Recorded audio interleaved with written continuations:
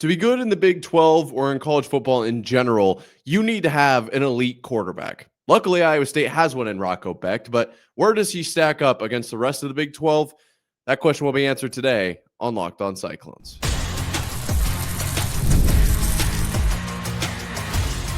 You are Locked On Cyclones, your daily podcast on the Iowa State Cyclones, part of the Locked On Podcast Network, your team every day. Welcome into Locked On Cyclones, part of the Locked On Podcast Network, your team every day. Shout out to you for being here every single day, making this your first watch or listen of the day. I appreciate it more than you know. Whether you're watching on YouTube or listening on your favorite podcasting platform, be sure to hit subscribe so we can prove once and for all that it is, in fact, a Cyclone state. Today, we are having a little bit of fun, getting a little bit groovy on this bye week. I feel like we're settling in here. Obviously, no preview, but we are able to pass the time today with a top 10 Big 12 quarterback rankings. Where's Rocco sitting there? Because I don't know if it's necessarily where I thought even he was going to fall. We'll break that down first. Then the rest of the show, we're going to talk about what I want to see from the rest of the position groups. Okay, not so much Rocco. Maybe we will touch on him a little bit, but we'll go through the offense. We'll go through the defense by position group. What do I want to see from them through these next three games? Because I think these next three games are going to be relatively big. Not quite as big as the next chunk, but definitely pretty big. I can't wait to dive into all of that and more. But first, today's episode is brought to you by FanDuel. Right now, new customers can bet just $5. And if your bet wins, you'll get $300 in bonus bets to use across the app. Download the app today. All right. Ranking the top 10 of anything is always going to be tough. Okay. When you rank your top 10 fast food chains, you know there's going to be an argument about curly fries or chicken tenders, right? Like, where do you put value? And it's tough, especially early on in the season when you're ranking quarterbacks, because who have they played? Have they played quality competition? A different number of games, obviously. Sawyer Robertson to Rocco Becht to Josh Hoover, all going to have a different number of games. So the stats don't exactly line up perfectly. Two-game disparity, kind of crazy.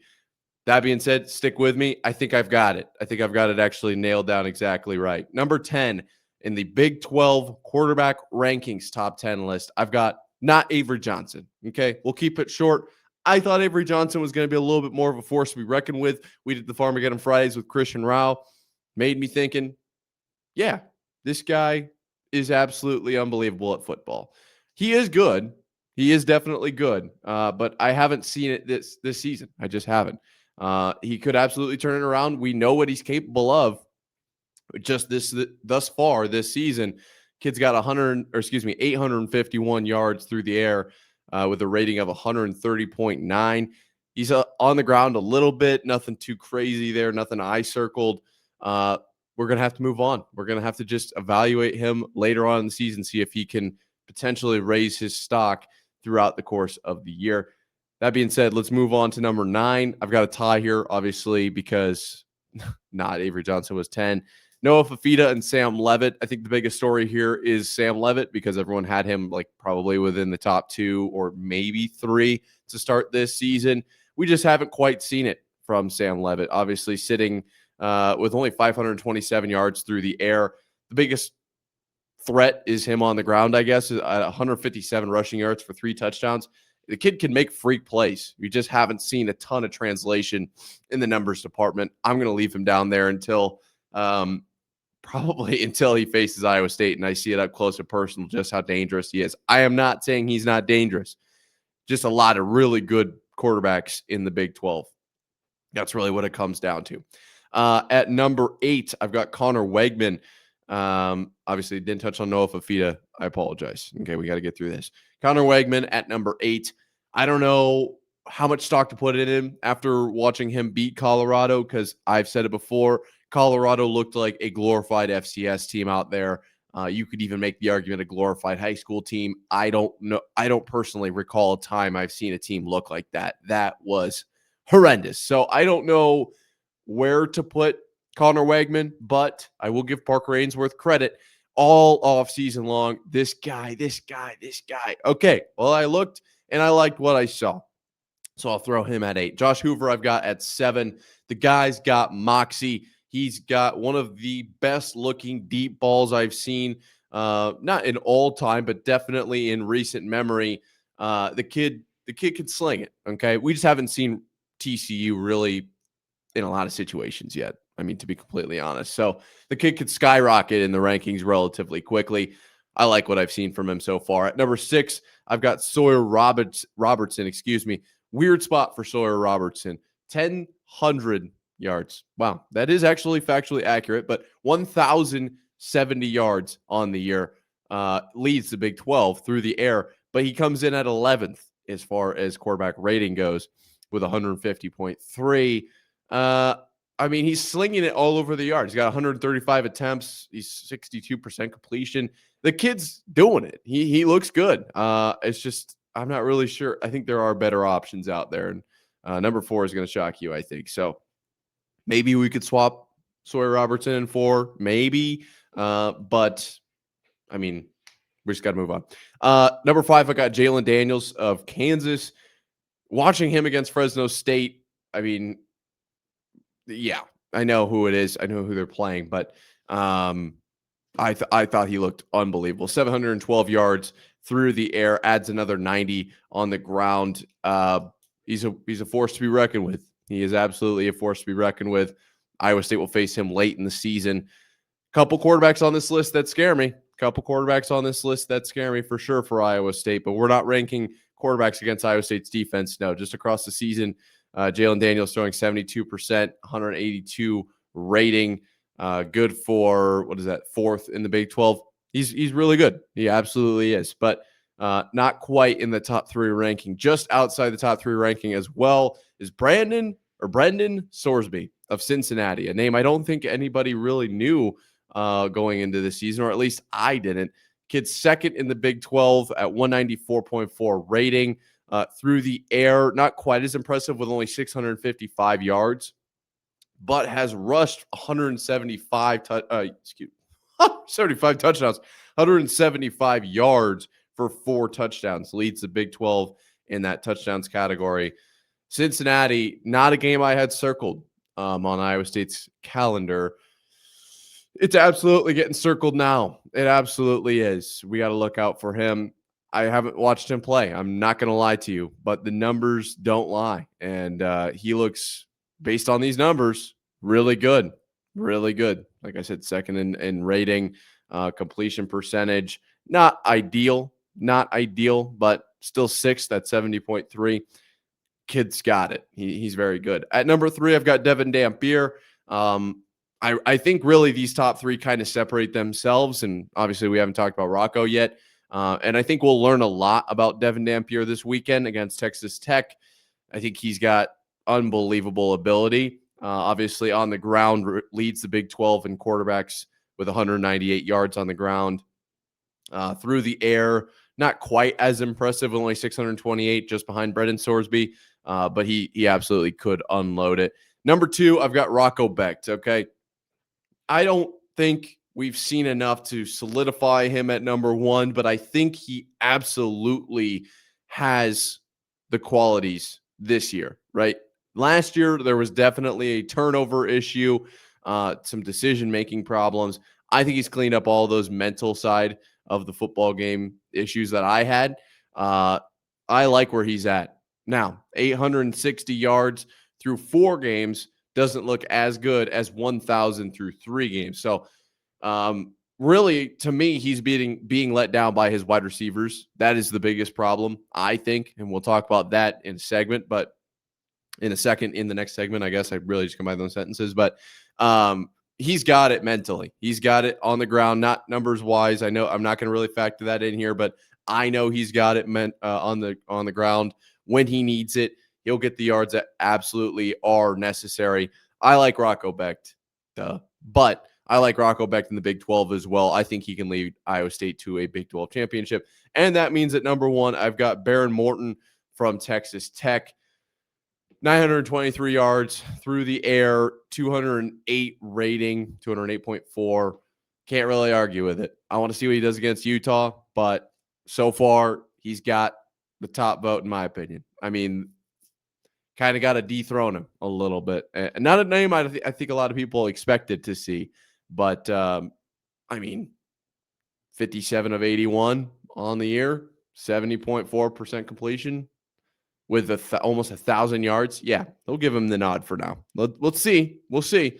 Let me know, where do you think Rocco Becht falls in the Big 12? The Big 12 top 10 quarterback rankings. Let me know at Nick_Marv or in the comment section down below. Let's talk about this team as a whole. What do I want to see from each position group? We'll talk about that next. Coming up just 1 second. It's almost a weekend. Time to look back and crown this week's MVP on Who Delivered, powered by DoorDash. Just like you can win every Saturday with DoorDash Streaks, saving more every time you order. These players delivered when it mattered most. Let's break it down. For Iowa State, I think I'm going to go Rocco Becht. Trey Bell has a good argument as well. Against Arkansas State last week, dropping it in the bucket to Townsend was huge. Had the rushing touchdown. How do you not go with the star quarterback? I mean, it's literally just sitting on a golden platter for you. Just like Rocco delivered for the Cyclones, DoorDash delivers your Saturdays. With DoorDash Streaks, you save every Saturday you order. Stack it up all season, and you could save up $250, including $100 in DoorDash credits. Order this Saturday. Keep the streak alive. Fuel your game day only with DoorDash. Terms apply. Promo period through 11/18, November 18th. Today's episode is also brought to you by FanDuel. The NFL season is here, and FanDuel is making sure you're ready for kickoff with a can't-miss offer. That's actually pretty spot on, because right now, new customers can bet just $5. And if your bet wins, you'll get $300 in bonus bets to use across the app. I personally love FanDuel. It fits however I want to bet. Player props, same game parlays, jumping in live. I am a big jumping in live type of guy. It's quick, it's easy, it's the best way to add a little bit more energy to your Sundays. So, are you ready to play? Download the FanDuel app now by visiting FanDuel.com to get started. That's FanDuel.com to place your first $5 bet. So, let's talk about the offense here. What do I want to see from each position group from Iowa State? Let's really talk about through these next 3 weeks. And I'm not going to make it schedule specific. I just don't want to attack the rest of the season. That's a huge bite to take out of this piece of cake. Let's just worry about one game at a time. Where can Iowa State get better at each position group? Let's start with the wide receivers, because we kind of teased this. Catch the ball. That would be a great spot to start. I don't love how many drops we've seen from the wide receivers. You're going to have drops, okay? I get that. I was a wide receiver, believe it or not, and I didn't catch every single pass that came my way. Probably a reason, because if I caught them all, I would literally be on the Cyclones right now playing football, okay? And you know what? Everything happens for a reason. But nonetheless, I want to see really the big one to me, and I'm not a huge calling anybody out by name, but I'm going to do this because I think he's got the talent. Dom Overby, if he can come down with a few more balls, he's going to skyrocket the Cyclone stock this season. Now, you're going to have to see it across the board. I thought there were a lot. Obviously, I'm not going to really worry too much about the London game just because of the rain. And you got to catch the ball in the rain too. I'm not completely excusing that, but it's the first game of the season. You're overseas, blah, blah, blah, yada, yada, yada. We get it. Okay. I'll excuse that one. You get one excuse, and I will give you that one.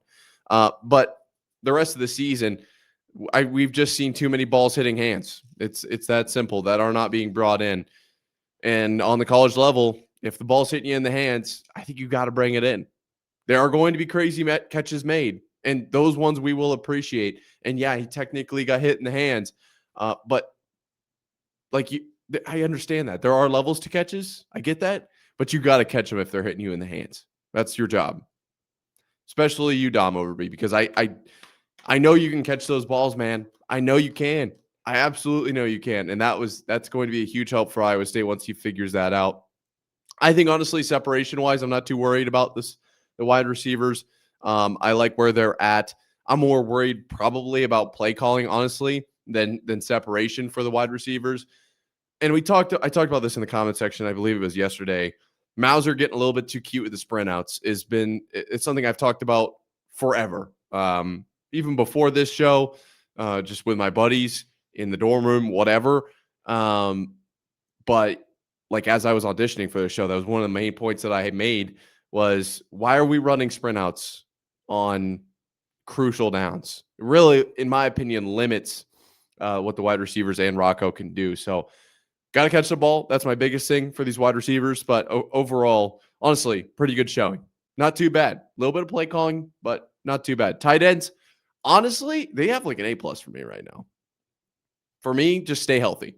Like, I don't think you can ask too much more from these tight ends. They are exceeding in every way, shape, and form, if you ask me. What you would generally ask of a tight end, these guys are being asked more, in my opinion, and delivering. So I have nothing against these tight ends. I'm not going to sit here and tell you, yeah, they got to do this, they got to do that, because there are minor things, and that's what they're doing. That's what they're in the team locker room getting told every week, okay? I'm not in the locker room. I'm just sitting here actually in my apartment. So I don't have to tell them that. I'm okay with saying, you know what? You guys actually you guys are good. You guys are totally good. I'm going to let them have it. You guys can have these first 4 weeks. I think you absolutely killed at tight ends. And you're probably the reason Iowa State. No, I'd say I'm actually okay with saying you guys are the reason Iowa State is 4-0. I'm okay with saying that. Played unbelievable. Unbelievable. If these tight ends keep up this level of play, Iowa State will be in every single game. Offensive line, big one. We'll talk about the running backs in just a second. Offensive line-wise, I do want to see a little bit, basically just better protection on Rocco. I understand that is a massive, it's not just a simple problem to fix, right? It's like there's protections, there's how are you reading the defense? What's being relayed to them? How are they communicating to each other? Maybe, if Rocco calls for a slide right and that's his wrong call, if they follow that instruction correctly and they leave Rocco wide open with an unblocked, free rusher and they look terrible, but Rocco's the one that made that call, like we'll never know that it's on Rocco, but it just makes them look bad. So I understand that it's like almost impossible to really get into whose fault, where, how on this offensive line. I'm just not an offensive lineman. Like, you got to remember that.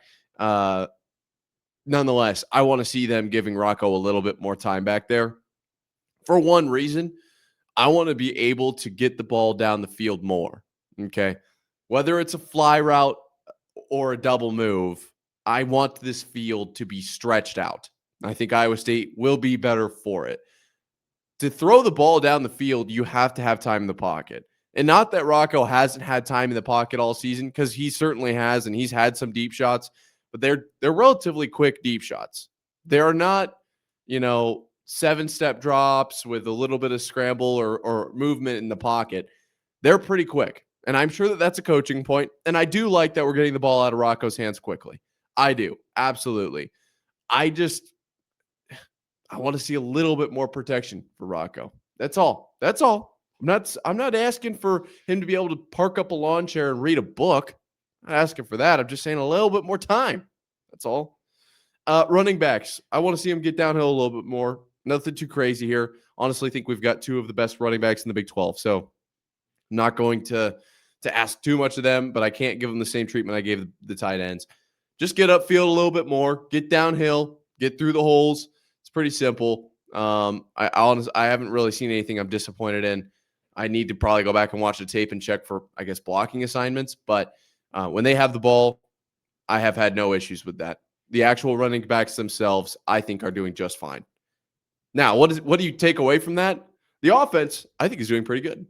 I feel pretty good about the offense. We talked about a little bit this week already. But my concerns do not lie in the offense. Like, genuinely. Tight ends, primo, doing good. Running backs, keep it up, my friends. Offensive line, keep doing the blocking thing. Like, kill it. You're killing it. Wide receivers, maybe catch the ball a little bit more. Those are pretty minor tweaks. Like, just play football. Defensively, that's where I have concerns. That is absolutely where I have concerns. So we're going to talk about that here next in just 1 second. Mazda crafts cars for those who do more than simply move. Mazda delivers confidence with every ride, with more IIHS Top Safety Pick Plus awards than anyone else as of August 2025. You can feel Japanese craftsmanship in every detail, from the metallic accents to available Napa leather upholstery, and you can make everyday drives feel like anything but, from smooth handling to intuitive controls. With all-wheel drive standard in every crossover SUV, you can drive with confidence through almost any season. Like our players, we sweat every detail because when you make every move count, impossible becomes irrelevant. Mazda, move and be moved. So the offense, feel pretty good about the offense. I'm not going to lie to you. I don't have a ton of issues there. The defense, though, let's move over to the defense because I do think this is the area holding Iowa State back right now. Obviously, still 4-0. Like I'm talking like we're just completely cooked. That's not the case. I'm just looking down the road thinking, I don't know if this defense is right where it needs to be yet. I think we've got room for improvement. And that's totally fine. It's week 5, whatever. Week 4, week 5, week 4 now, week 5 next time Iowa State plays. We've got time this season to correct course. Okay. Let's start with the defensive line. Run stop is there. I am very impressed with this defensive line's ability to fill the running holes. Okay.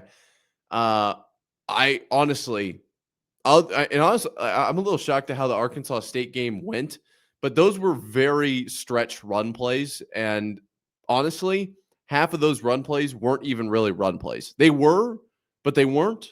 It was just a weird deal, the way that game played out. The rest of this season, Iowa State's front 3, 4 have been stopping the run at a very good rate, at a championship level rate, in my opinion. Something that I thought they could get done this season. And obviously the linebackers, that was another thing I talked about with them. I'm a big fan of the run stop for Iowa State so far this season. I see absolutely nothing wrong. Well, not nothing wrong, but very few things wrong with the runs. It's the passes that create problems for me. I don't know what the pressure rate is now. I know going into the Iowa game, it was like 17.7%. We had 2 sacks in that Iowa game. Both at the very end of the game. I feel like we need to see this more, man. I don't know what it is. What's the problem? We are getting a few pressures. I know we've sent Mark Gronowski out of the pocket a few times. I thought we did a relatively good job against Arkansas State as well, but we are giving up way too many running lanes when we do get pressure, and the rest of the time, it looks like, I don't know if this is what we're going for or what, but it looks like when teams are going to throw a Hail Mary and the defense basically sends like 2 to 3 guys and they don't really rush them that hard. They kind of just stand there and they kind of fight the offensive line. It's not really the craziest showdown. They're kind of just there. That's what it looks like. I need to get a headset on and figure out if that's the goal or not, because if that's the goal, great. We're accomplishing our goals. It's not on the defensive line. It's not on the defensive line if that's the case. But if that is not the goal, why are we doing that? Because I don't know, man. I'm not a defensive lineman. I guess I played nose tackle for like 4 snaps on 8th grade JV. Didn't even know they had that till I was on it. So I guess I could technically speak on this. I just don't. The way I see it, we need to be getting to the quarterback more. It's absolutely necessary, in my opinion, because this secondary is good, but they're not cover for 10 seconds good. This is by far my biggest complaint with this team so far. Get to the quarterback. This has been a problem for years, and it seems like Iowa State coaching is completely fine with, we're not really going to really worry about sacks too much. Look, if that, whatever, I guess. I don't agree with that at all. I don't think that that's how we should approach this. I think Tomatoma McDonough absolutely can wreck games. We know how good Dom Orange is. Is he going to beat a bunch of people every game? No, because we've got teams double, triple teaming him. Right? That's a part of it. But he's very good. And when he's pulling double, triple teams, that opens it up. Easiago on the outside, another guy that is capable. I don't know what's happening. I don't know. I'm not in there. We got to figure this out, especially with the schedule that Iowa State is facing, talking about Cincinnati and Brendan Sorsby having 175 yards on the ground, 4 touchdowns. We're going to face some rushing quarterbacks this year. Figure it out. Like, I don't know how else to tell it to you.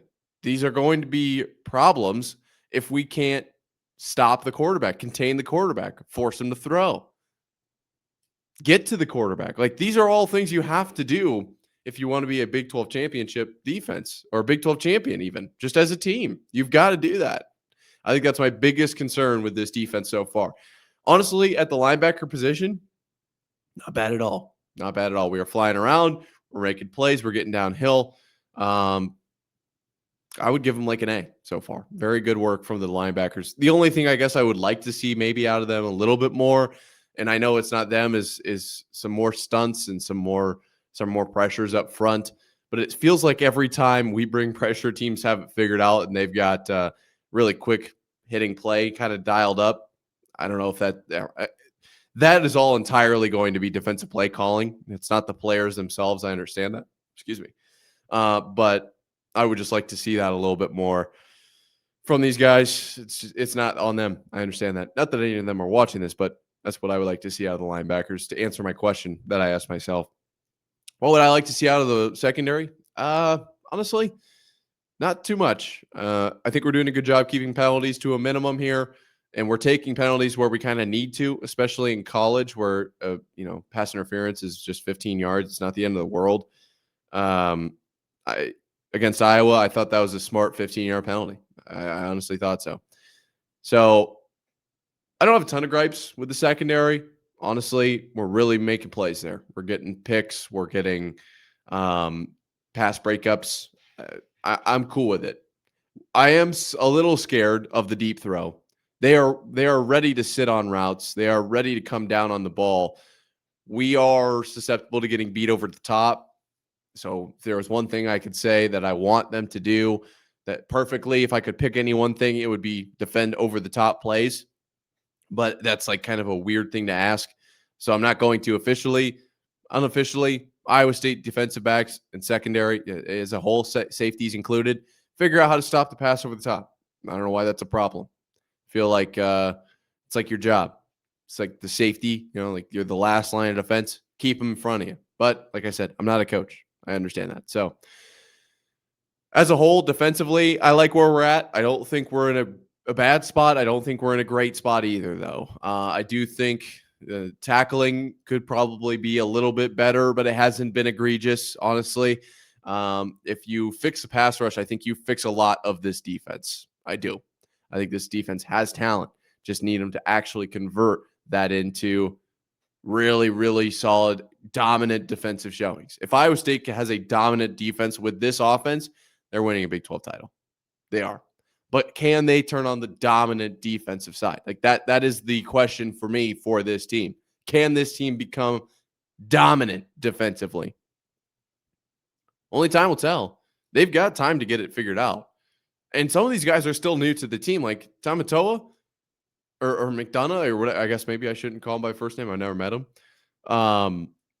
Didn't get to play in the spring, right? So, like, still relatively new. This week of practice could be huge for McDonough. Definitely worth looking into, thinking about, if you will. Let me know, what do you think? Where is the offense in your opinion? Where is the defense in your opinion? I think overall the team's in a really good spot, and I'm kind of nitpicking here because I want them to win a Big 12 championship. Are they on that Big 12 championship caliber in your opinion? Because it's a high bar to meet. Iowa State hasn't quite done it yet. So keep that in mind when you're letting me hear it about how I don't know ball. I'll take it, but just remember that when you're typing that out. That being said, bye week's almost over. Can't wait for Iowa State football to be back. We'll talk Arizona, of course, next week. Obviously, we'll be back tomorrow, but you know what I'm saying. Let's roll, baby. Until next time, Cyclone fans. Sayonara.